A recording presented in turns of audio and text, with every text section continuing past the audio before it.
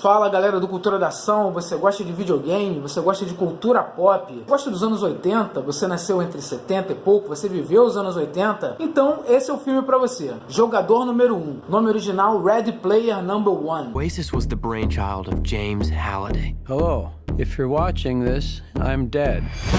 I created a hidden object, an Easter egg. The first person to find the egg will inherit $500 billion and total control of the Oasis itself.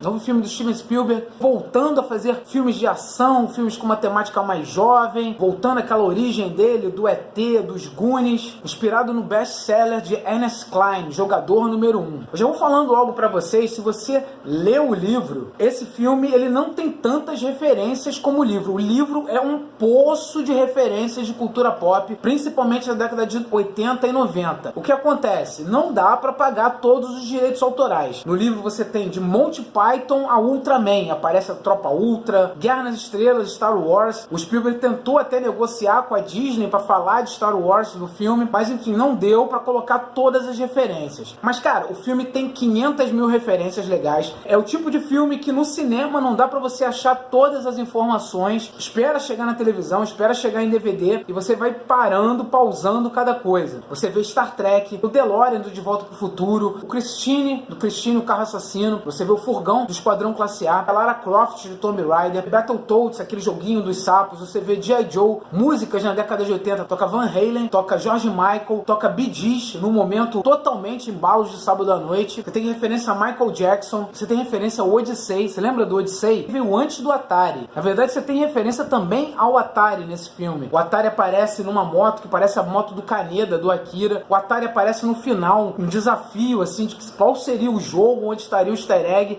Aí a galera fica jogando Adventure. Tem referência a John Williams, os grandes filmes Curtindo a Vida Doidado, Clube dos Cinco. Referência a Superman, ao primeiro filme do Superman com Gene Hackman e Christopher Reeve, a questãozinha do óculos que disfarça o Superman. Uma frase célebre que o Gene Hackman fez interpretando o Lex Luthor. Uma referência a Crew. Não sei se vocês lembram desse filme, um dos melhores filmes de fantasia que eu já vi. Aparece o Gladio, aquela arma que ele usa no Crew. Cara, é muita coisa que eles colocam nesse filme e é muito legal. A história pra vocês, é 2045, o mundo sofreu várias questões de perda de energia, fome, guerras, epidemias. Então o mundo está muito empobrecido, as pessoas estão muito empobrecidas, grande parte delas vivem em favelas, comunidades pobres, e existe um videogame, existe um jogo. Na verdade não é bem um jogo, uma realidade virtual. Você coloca aquele óculos e você parte para um lugar chamado Oasis. No Oasis você pode viver a realidade que você quiser, a realidade de Guerra nas Estrelas, a realidade de Doom, a realidade de Star Trek, a realidade de Volta para o Futuro. Você vive o que você quiser e você trabalha ali dentro do Oasis também. Você estuda, as crianças, em vez de irem para uma escola física, elas vão estudar dentro do Oasis, em bibliotecas, lugares para festas, ou seja, as pessoas passam mais tempo da vida dentro do Oasis do que na vida real. Tem uma mulher que fica em casa fazendo polidense, aparece ela fazendo polidense dentro do Oasis. A maior parte do tempo as pessoas ficam dentro dessa, com os óculos, luvinha e roupa também de realidade virtual, vivendo suas vidas ali. O criador desse jogo, ele viveu na década de 80, é interpretado pelo Mark Rylance, já tinha trabalhado com Spielberg em Ponte dos Espiões, tinha ganhado o Oscar pela interpretação dele. Ele faz esse cientista Holiday, que é uma mistura meio do cientista de Volta pro Futuro com o vocalista do Rush, Bill Gates, com o Steve Jobs, tipo um cientista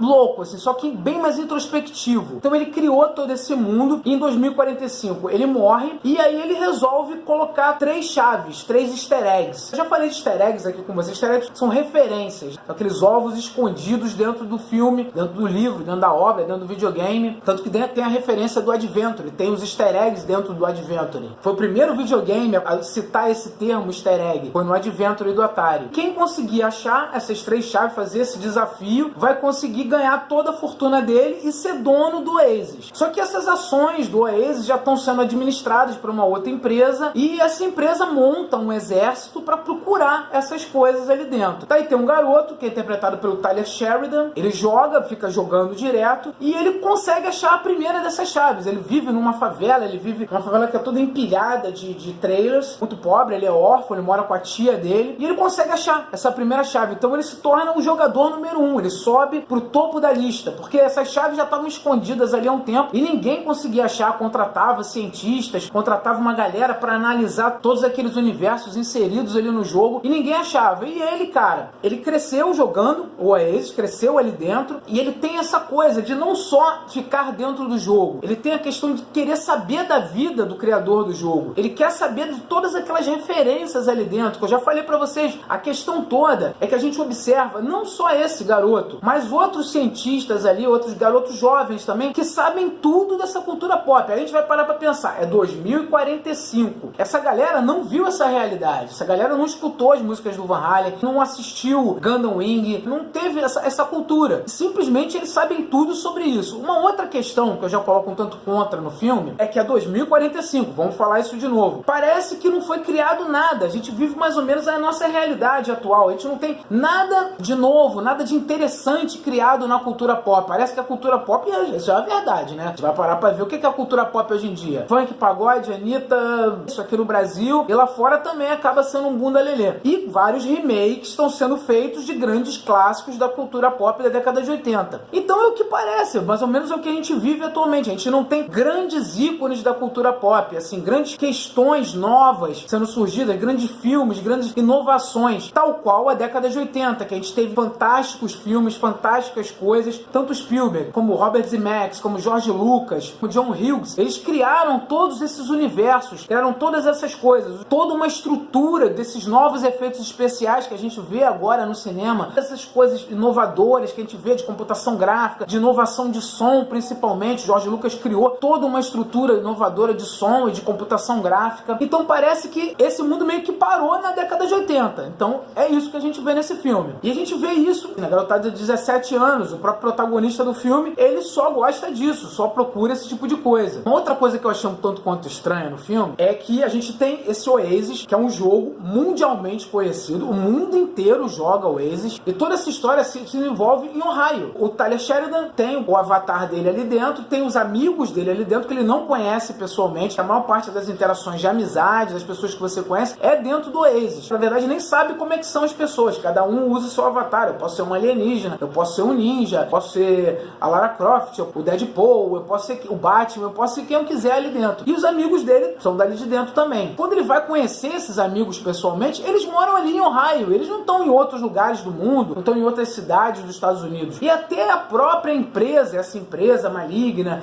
que quer dominar o Oasis, ela também fica ali em Ohio. Então isso fica uma certa estranhezazinha na história. Eu acho que o livro, ele trabalha melhor dentro dessas ideias, expande melhor esse universo. Mas isso não desmerece a obra. O filme é bem legal, é bem interessante. Toda essa textura, toda essa colocação de computação gráfica é muito bem colocada. Toda a questão das luzes, do desenvolvimento dos personagens, da movimentação. É até interessante que quando você tem um personagem humano inserido dentro desse universo, você acha o personagem humano estranho. O que seria o contrário. Quando a gente vê um filme normalmente, quando a gente vê um personagem digital, a gente acha aquele personagem digital estranho. Não, nesse caso não. No roteiro, além do próprio Ernest Cline, que escreveu o livro, nós temos o Zack Penn. O Zack Penn já tinha feito o roteiro do Incrível Hulk, aquele com o Edward Norton, o roteiro de Vingadores, do primeiro e do segundo X-Men. Cara, ele faz um trabalho legal, o roteiro ele é todo bem amarrado, a história não tem barriga, assim, ela vai desenvolvendo bem os personagens, vai desenvolvendo bem aquela trama ali dentro, você vai criando uma sensação de urgência e de expectativa em toda a história. Os cenários são incríveis, você tem uma cena do Iluminado, eles entram no universo do Iluminado, que é o filme do Stanley Kubrick, que foi o livro do Stephen King, e é perfeito, você vê toda a construção do filme Iluminado ali, daquele hotel, das cenas de terror que acontece ali dentro, daquela onda de sangue, da velhinha matando ali dentro, das criancinhas, você fica até com medo nessa cena. O filme todo é um filme de aventura, na verdade tem aquela sensação de urgência, de ação, mas quando chega nessa cena do Iluminado, iluminado, nossa, vira filme de terror. O Tyler Sheridan é o protagonista, ele já tinha feito o Cíclope nos últimos filmes do X-Men e vai fazer agora também nesses próximos filmes da Fênix Negra, também vai fazer o Cíclope. A segunda protagonista, a herói da história, é Olivia Cooke, ela já tinha feito Ouija, ela tá bem legal na história, um grupo revolucionário, é bem interessante o desenvolvimento do personagem dela e a interação entre os dois, porque na verdade o personagem do Tyler Sheridan é aquele garoto que nunca interagiu com ninguém fora do Oasis. Na verdade ele nunca teve uma namorada, então ele conhece ela, se deslumbra, ela também começa a meio que se deslumbrar com ele, porque ele se torna um grande herói ali dentro do jogo. O Ben Mendelsohn, ele faz o vilão, é o dono dessa grande corporação que quer dominar o Oasis. O Ben Mendelsohn já está acostumado com personagens de vilão, já tinha aparecido em Star Wars, Rogue One, e outros personagens de vilão bem interessantes que ele já fez. O personagem dele chega a ser engraçado, chega a ser bem interessante dentro da história, ele dominando essa corporação, as motivações dele para trazer o poder para ele dentro do jogo, para tentar encontrar as chaves. A gente tem o T.J. Miller na história, aquele amigo do Deadpool, aquele amigo dele que fica no bar. Ele faz um personagem virtual, ele faz um assassino que fica ali dentro. Na verdade a gente não vê o T.J. Miller, a gente só vê esse personagem virtual, e ele é bem engraçado, bem interessante na história. Simon Pegg também aparece, mas a aparição dele é rápida na história. Personagemzinho interessante, ele interage bem com o criador do Oasis. Ele seria um dos co-criadores desse universo. Simon Pegg já tinha feito o roteiro de Star Trek. O personagem do Mark Rylance, já tinha falado, ele é o grande cientista. E, cara, se assemelha muito ao que seria o Steve Jobs, a esses grandes cientistas da tecnologia atual, ao próprio cientista do De Volta para o Futuro. E o vocalista do Rush, o visual dele mistura um pouco esses dois personagens. O jogador número 1 traz o Steven Spielberg de volta para esse universo fantástico, saindo um pouco desses filmes mais sérios, voltando à origem dele, voltando a esses filmes de aventura, filmes voltados mais pro jovem, remete muito a Goonies. O final do filme, você pegar o final do Goonies e colocar o final desse filme, é igual, assim, parece uma cópia assim de um pro outro, e traz esse frescor da década de 80 de volta,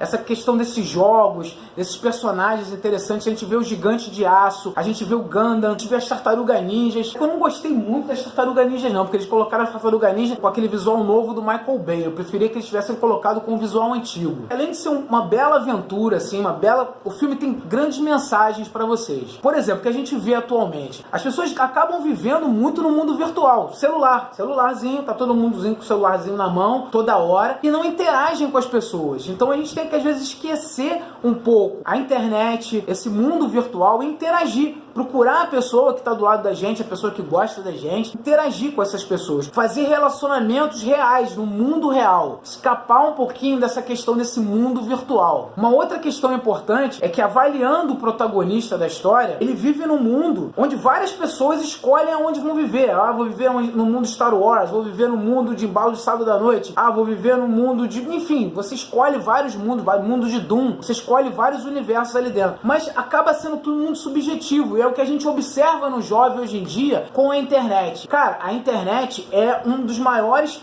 fontes de informação no mundo. E a gente vê grande parte dos jovens tratando isso de uma forma superficial, utilizando ela somente para, vou trocar um meme, vou mandar uma piadinha, vou mandar um negocinho, e ninguém procura realmente aprender nada. O personagem principal da história, sabe, ele passa muito tempo em vários universos ali, mas ele se preocupa em absorver toda essa cultura, ele se preocupa em ver todos os filmes da década de 80, ele procura, sabe, entender daquele universo dos filmes do Robert Zemeckis, do Steven Spielberg, do George Lucas. Ele procura entender a história do criador. Ele passa muito tempo dentro dos centros culturais que estão ali dentro, inseridos desse universo, dentro das bibliotecas que estão ali dentro desse universo, para poder entender, buscar o real entendimento dessa infinita fonte de cultura, porque no caso do filme é o Oasis e na nossa realidade aqui é a internet. Então o filme traz essa mensagem também pra gente, que a gente tem uma fonte inesgotável de conhecimento e a gente vê grande parte dessa juventude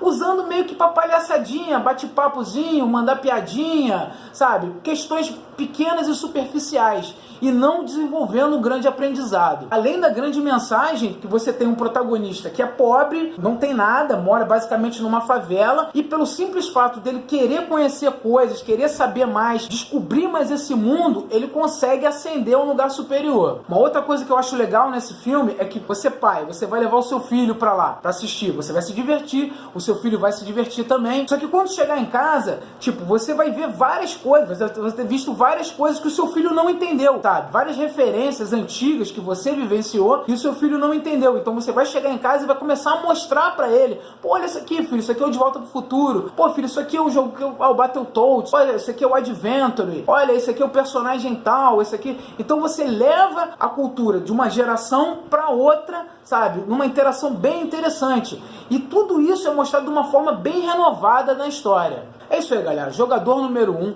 Ready Player Number 1, novo filme do Spielberg. Spielberg voltando a essa temática jovem, essa temática tecnológica, essa temática da década de 80, só que trazendo uma roupagem nova, bem renovada e exaltando esses grandes clássicos da cultura pop da década de 80. Acho que vale o seu ingresso, vale muito você ir, vale levar o seu filho, vai levar a família toda pro cinema. Assistam. Querendo conversar comigo sobre filmes da década de 80, videogames, games do Atari, música das décadas de 80, ícones da cultura pop, os contatos estão aqui embaixo. Se inscreva no canal, aperte o sininho para receber notificações. Um beijão